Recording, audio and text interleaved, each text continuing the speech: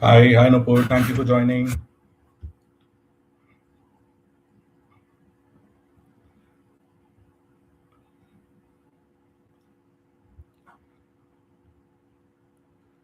We are going to start in a few minutes.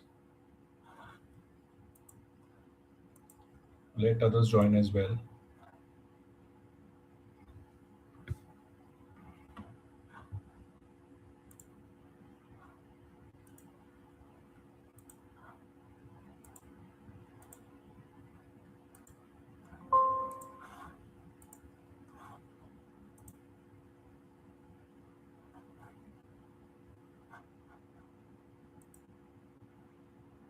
Hi, once you join, if you can just send a simple hi, I'll know who all are there.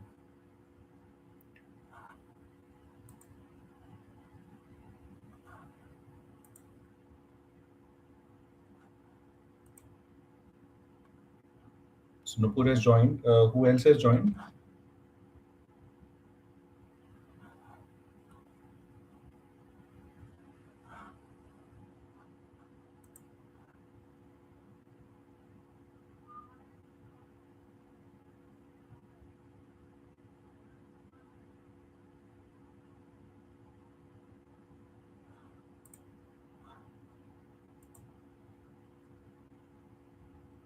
Hi, Kashvi. Thank you. Thank you for joining. We will start in a few minutes.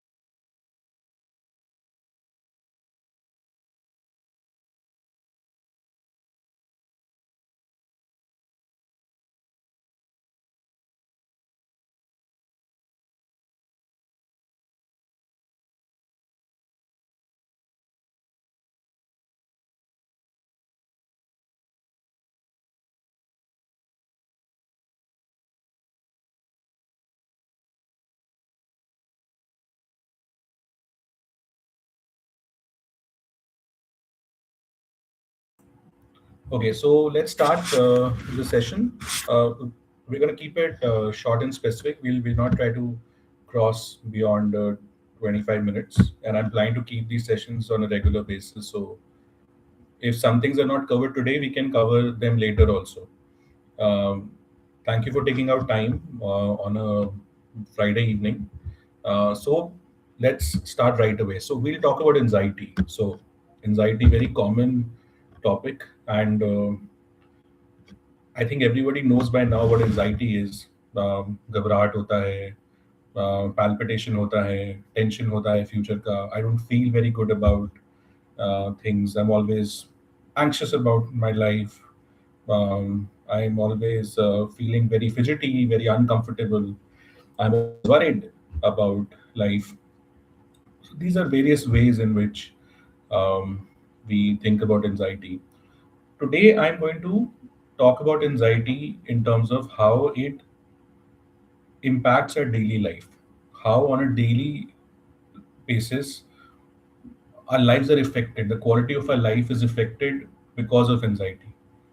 And while I'm sharing, please feel free to ask any question. You can just type the question and don't wait for me to finish. Just keep typing whatever questions or observations come in your mind. So now, whenever we think about life, we think about life in three ways. Now, if any one of you has seen Game of Thrones, so there was a three-eyed raven. Now, three-eyed raven had special powers to look into the past, the present, and the future. Similarly, when we look at life, we look at past, present, and future. Anxiety also exists in the same way. There is anxiety about our past, there is anxiety about our present, there is anxiety about our future. All three operate differently. It's or some memories where we have not done well or we have failed, or some traumas, some bad experiences. So whenever they come in our life, when we have a recollection in our daily life, if there's a recollection of some events like that, or some people like from our past, we become anxious. Then there is anxiety about our future. Future anxiety is very common. What will happen? I hope everything will be fine. I hope I will not lose control of things. I hope I have control over what is going to happen in my life. I hope I can achieve a few things at certain stages in my life. So, this is how future anxiety functions. Then there is present anxiety. Now, present anxiety is influenced by past and future anxiety. The way we experience our present life every day is very much influenced by what we are thinking about our past and what we are thinking about our future. And we are unable to stay in the present. And when we are unable to stay in the present, in the task we are doing, we feel more and more anxious. We also call this some sort of a decision paralysis. In paralysis, you can't function that part of your body. So what happens in when there's extreme anxiety in the present in daily life, we keep delaying decisions. It's like we are paralyzed to take a decision. We keep thinking. We don't decide. We will avoid. Right from when we get up in the morning, we will avoid. We'll avoid taking bath, or we will avoid going to work, or we will avoid reaching out to people. Even if somehow we're able to manage all this, we will still avoid maybe things which can make our lives better.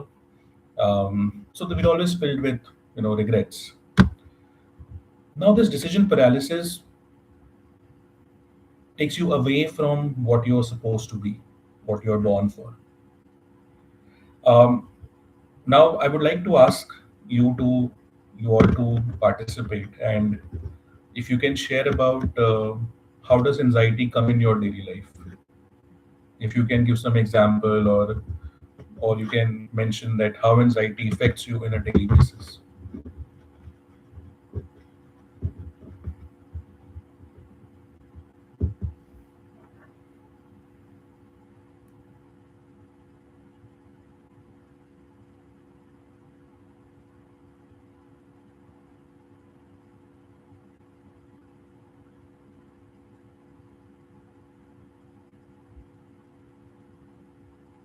If you can mention, if you can type in a chat box.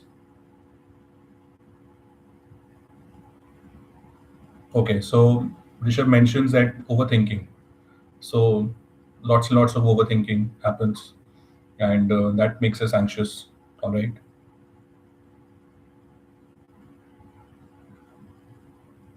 Nupur mentions future security. Okay, future. Okay.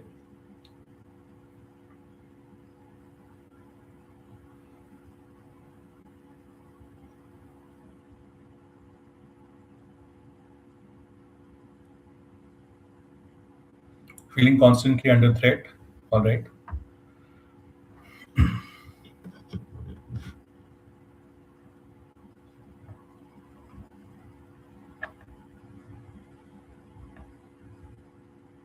Bad thoughts. Okay. Now, when we have these triggers like overthinking, future security, feeling constant threat, and bad thoughts, where do you feel this anxiety, the effect of that anxiety more? Do you feel it in your body, or do you feel it in your mind? In body, there are sensations. In mind, there are thoughts. So, where do you locate the source of this anxiety more? Do you locate this in your body, excluding the mind, or only in the mind?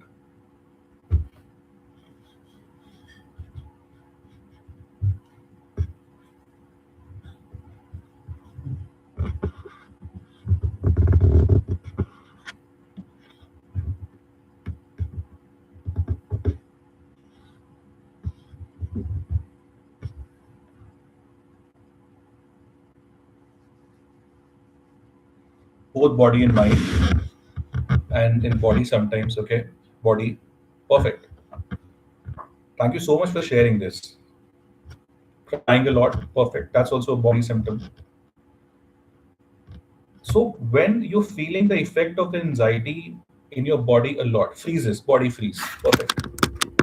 So so it means that anxiety always has a role in your body. The mistake that we do is that we try and solve anxiety mentally. We try and mentally solve our thoughts. That maybe if I'm going to solve my thoughts, I will get my answer. Maybe my anxiety will reduce. But it actually, what needs to be reduced or controlled is what I feel in my body. Because the sensations that we experience in our body, the heaviness, the discomfort we feel in our body, worsens my chain of thought. But we do the opposite. We ignore the body and we start solving the thoughts. We will start talking to somebody. We will start, randomly scrolling the phone. And crying happens because the body has completely given up. The body has given up that control. It needs to release. Sometimes crying helps also because if you cry, you're able to get it out. So it means that if we can, the science says that if you can learn to handle your body on a daily basis, your anxiety can also reduce. For example, if you're suffering from a bad relationship, now if you keep reading and talking about the relationship all day, the relationship will still say no, will still stay the same. But if you take care of relaxing your body, managing your body, you will be able to feel more empowered and more calmer to handle various dynamics that happen in a relationship. A very classic example, when somebody is going to office and they hate that office, they're not liking the office, they want to get away from the office, they're not happy, they're anxious about performance. What they do is that they start looking for another job. So, in fact, I'm sure you guys will know like many examples where if you very closely go to somebody's work desk, many of them will be either will be searching up for a new job or they're going to be reading about the job. So what we do is we start solving, we start looking for a solution outside. What I tell my clients to do is that instead of looking for a job outside, why don't you focus on staying relaxed? Why don't you deep breathe when you are in the job? Why no, why not make your goal that if I can stay calm during my work hours? And once your office ends, then you can still think whether you really want to apply for another job. Surprisingly, in 80% of cases, if people focus on their relaxing their body and hold up taking actions in terms of the job front, by the time evening comes, they realize, okay, um, maybe I was just stressed out. Maybe this is not a time for me to take a decision. Overthinking is actually not thinking. We think overthinking is a kind of thinking. No, we're always thinking. Mind is constantly thinking. It is always in an active mode. If the thinking becomes over, it means that my body has gone in an alert mode. It has gone in a danger mode. So I don't need to focus on stopping my thought process. I need to focus on calming myself down. Have a glass of water, deep breathe, um, journal. If you can come back in a safe mode, the overthinking will reduce. Any questions about what I've shared so far, or any other question related to this?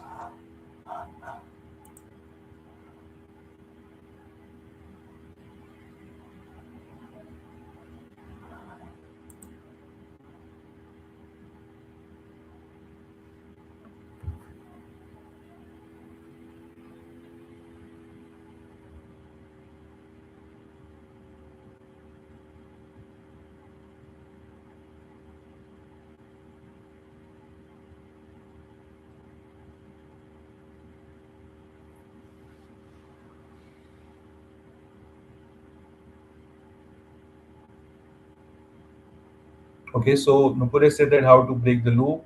Talat is saying that when I freeze, I recognize it and I let it pass. Wonderful. Now, there's a very important point about what Talat has shared that we don't let it pass. Number one, we're not able to recognize it. It's after an entire day of exhaustion and frustration that we realize that we were stressed, we were anxious, and and because we're not able to recognize, we waste our entire day about it. So once you recognize that yes, my anxiety is more than normal, then I need to. So recognizing itself means that you are careful. You have you have it in control. It's like when you are driving and you're speeding a lot. The moment you realize that okay, I'm speeding a lot, I might have an accident. That awareness makes you slow down. So once you become aware that I'm anxious, we need to let it pass, and it comes by practice. Letting it pass means that I'm not going to follow that thought process, that chain of thoughts. I'm going to focus on what I'm doing, and I'm going to maybe try to calm my body down by, as I said, having water, deep breathing, keep a candy in your mouth. Now, Rishabh says that work anxiety, some forms of anxieties like health anxiety and feeling anxious about loneliness, feel like there's break. Work anxiety subsides on weekends, but other kinds of anxiety stays all the time. So, and the other question, so let's come to Rishabh's question first, that anxiety related to work maybe comes down, but other forms of anxiety continues to be the same. Now, the way to break that is we need to be on. So, what happens is when we face prolonged anxiety about many things, health anxiety about various areas of life, we condition our life accordingly. We paint a picture of our life accordingly. We create some do's and don'ts. And there are a lot of don'ts. We avoid this, we avoid that. And when we start creating a pattern of avoidance, the anxiety becomes reinforced. Suppose I don't want to go out in rain because I will catch cold, and I avoid the rain all the times. It means that, so what we're kind of doing is that whenever I'll go out of my house, even if it is not raining, I'll carry an umbrella so that I don't fall sick. And we forget that I can enjoy the rain also. So we're always carrying an umbrella when we don't need it.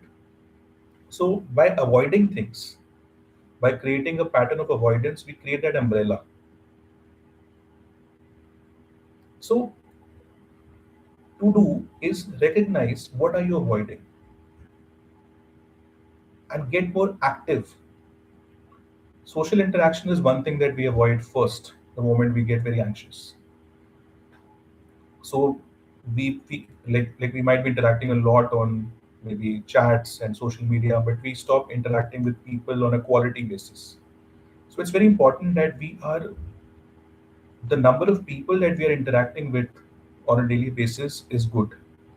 If we are at home all the time, if we are stuck in our situations, sometimes um, it gets worse than it is. So that's why I always suggest, like my clients, that even if you're working from home, even if maybe like the weather is not good, at least once in a day go out and buy something.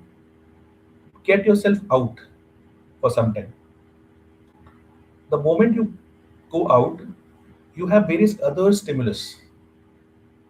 But if you keep sitting, then you are so. For example, if I keep sitting in this room, what other things can act as a stimulus? There's TV, there is a fan, there is a laptop, there is a tube light, almirah, very limited stimulus. But when I go out of my house, there is going to be the nature, people, shops.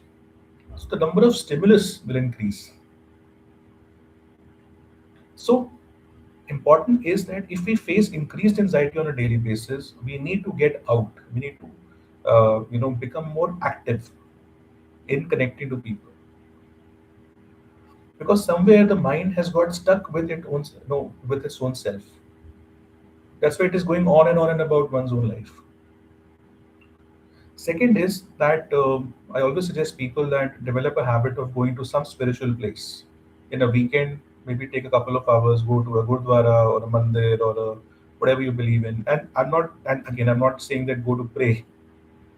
Um, these places have some kind of a neutral energy. That when people come there, they by nature will calm down. They will, talk less. Um, uh, in fact, gurdwaras are very good places, where you can just sit in like 1 or 2 hours, or you can do a seva also, or if you're abroad, you can do community service. So when you engage 1 or 2 hours into such activities, you are able. That is 2 hours in a week where you come to a standstill. You come to the center of universe, where it's no longer about yourself. So some of these activities broaden our perspective, and it reduces our anxiety. But if the scope of our life is very limited to a few people or my house or a few things, then I'm going to keep thinking on and on. It means I'm not getting new data, I'm not getting new reinforcements to think about. Um, Another question, uh, has been asked that what if my anxiety is dependent on other behavior, and how can we stop thinking about these events continuously? Sometimes the day passes and we don't realize that we are very anxious. Yes, so a very classic activity is that maybe when you get up in the morning or every 3 hours, ask yourself, let me rate my anxiety from 0 to 10. How am I feeling right now from a 0 to 10? I'm feeling 3 or a 5 or a 6. Once you start asking this question, you will slowly be able to understand that when are you getting more anxious. And once you start to recognize this anxiousness, you know that okay, I need to take a step back. I need to let it pass. Suppose there's a person around me who triggers my anxiety a lot. So when I know okay, my anxiety was earlier at 4, now it is at 8. It means I need to take a step back. I need to maybe avoid interacting with that person right now. Maybe I can, but if I can't avoid that person, let me focus on my breathing. The moment you focus on your breathing, you feel in control. You start feeling as if, okay, things are fine. Another question that comes is thinking about future and even having severe palpitations, and your decision plan is always there. Yes. Now, if you are very future oriented, if future anxiety troubles you a lot, it means that you need to practice mindfulness in the present. It means that you need to get more involved in the task that you're doing. Now, the most classic way of getting involved in your present is completely shutting off your mobile phone. You can try this, that for 1 hour every day or in 1 hour intervals, keep your phone on silent, notifications off, keep it somewhere, and just start doing whatever you're supposed to do. Your mind will come back to the present. The research says very clearly that today the reason people have become increasingly future worried, like future anxious, is because when you keep looking at mobile phone all the time, it creates a loop in your brain, because you end up just feeling. You're not thinking when you're actually, when you're on a mobile phone, you might feel that you are taking content. You're actually not taking content. You're simply receiving. You're simply feeling all the time. Mobile phone is a single most trigger of increasing future anxiety and palpitations. If you so I remember there was a client of mine, and I would always ask this client that, why don't you deep breathe, why don't you focus on your breathing during your work hours or when you're feeling stressed. And then she used to find it very difficult to do it. And it a few sessions happened, and I also thought that maybe it doesn't work for her. Maybe this deep breathing doesn't work for her. And then I remember I came across, once I asked her to show her mobile phone and I asked her to show the data about when she uses it. Now I realized she, every half an hour, she's switching on her phone. So there's a feature in phone which shows number of times that you have opened your phone. And this person had opened her phone almost 64 times in the day. So number of times open means when you like put the password, or you open the phone even to check something. Now 64 times, and out of that 40 times she had opened her phone in her work hours.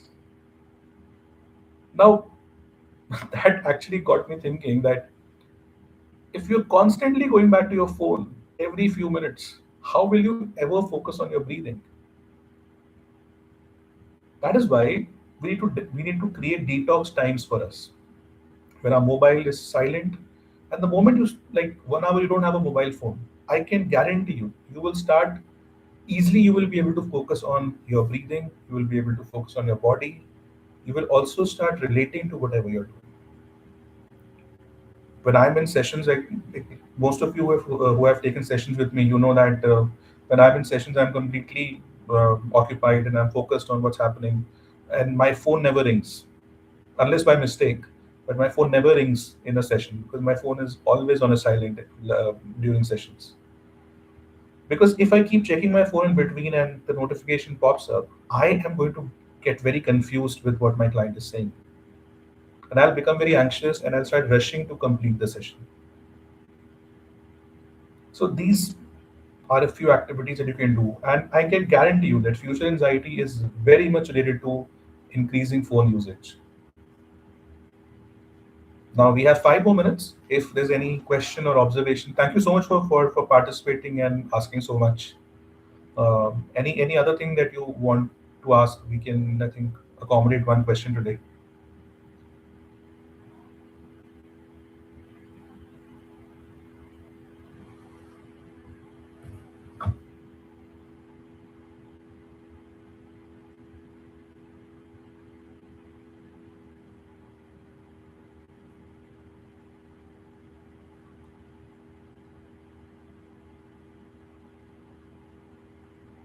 Okay, so okay. So Rajunupur says sleep issue. Rishabh says, what if someone is not spiritual? You don't need to be spiritual. That's why I said, that you don't need to be spiritual. You just go to that Gurdwara Mandir as a meditation room. You don't need to go and pray. Just sit there. And if you are in a Gurdwara, maybe just wash your feet, have a langar, or just sit there and do nothing. But make sure your mobile is on your car. You not so if you're going and sitting there and scrolling your mobile, then obviously purpose defeat.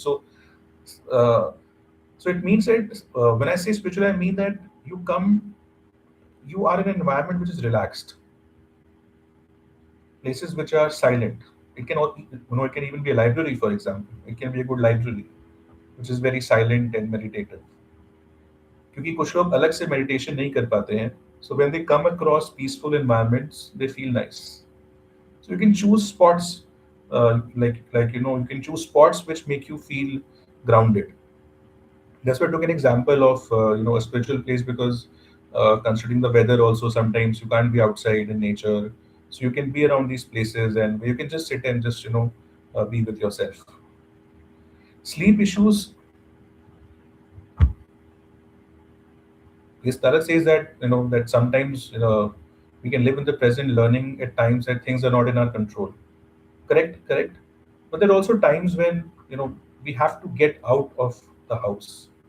We need to get out of the house, and we can choose some places. Like I have two or three places that when I'm out of my house, for example, I have a cafe coffee day near my home. Now that place is generally not crowded; it's silent. So I'll go there and I sit. And for 1 hour, I'll sit. I'll not carry my mobile. I'll maybe carry a book, and maybe I'll just observe people around. That 1 hour suddenly brings you back to who you are. So we need to choose such places around us. I'm sure there will be. Then sleep issues happen because sleep is actually a result. When you have been anxious all the time, definitely your sleep gets affected. So generally, what mistake people do is that when they want to sleep better, they start having a routine before the sleep. Okay, half an hour before the sleep, I will not do this. 1 hour before the sleep, but actually sometimes even that doesn't bring results. So we need to manage our anxiety in intervals during the day. So every 2 to 3 hours, we can actually do that rating system. That let me ask, okay, how am I feeling right now on a scale of 0 to 10? If you're feeling like your anxiousness is 3, 4, that means okay, I'm fine. But if I'm seeing I'm at a 5 and a 6, then I can deep breathe, I can calm down. So, and once you're able to, every few intervals, calm down your anxiety, then by the time you come towards sleeping, it's easier for you to fall asleep. It's easier for you to sleep when you're while being relaxed. And as Tala said, that acceptance, that learn to accept what you feel as a human. So yes, once you start spending time recognizing what you're feeling, then acceptance comes. Recognizing your anxiety and focusing on your breathing helps you to realize that I don't need to solve those battles every day. I don't need to solve every question today. Today, I just need to focus on calming down. If I can just calm down today, I can somehow manage the day peacefully. Naturally, I will move towards my goal. The mind starts to, I will again repeat, overthinking is not thinking. Overthinking is when your thinking becomes highly influenced by the stress you're feeling in your body. When your body no longer can tolerate that discomfort. So to feel better, we start to think of various scenarios. We start visualizing, we start, so that somewhere I can just forget what I'm feeling. Mobile phone is a classic example. Many people say when I start scrolling mobile, I stop feeling anxious. Actually, you're still feeling anxious. You have simply numbed. You have numbed your senses. So the more we come in sync with our physical stress, those sensations internally we feel, the less our overthinking will become. And we need to keep moving. So we need to bring a change in our environment. If you have the same environment every day, then you will have like you will never have new thoughts. Not to have so You think what you consume. So if you're not consuming anything in a day, your environment is very limited. Then your thoughts are also going to be limited around them. So this is where, like, expanding your life helps. So these are a few pointers I have shared today. We are going to keep the next session next week. I'm going to individually share with you about the day and time, and we're going to do this more regularly now. As most of you had shared that this 8:30, like, 9ish slots suits. Many things I've shared today, they might make sense to you today, might not be relevant also. That's all right. We're going to keep discussing mental health from various aspects in each session. Idea is that instead of, like, many times we can't wait for a session, so we need to have those daily breathers and reminders to, help us check on what we are doing, and this is the purpose of these live streams. So, and thank you very much, and uh, so best of luck, and I'm going to soon communicate about next. Most probably Monday is going to be our next live stream. Any questions you have, anything you want to discuss, we will cover that in the sessions. Thank you very much. Take care. Good night.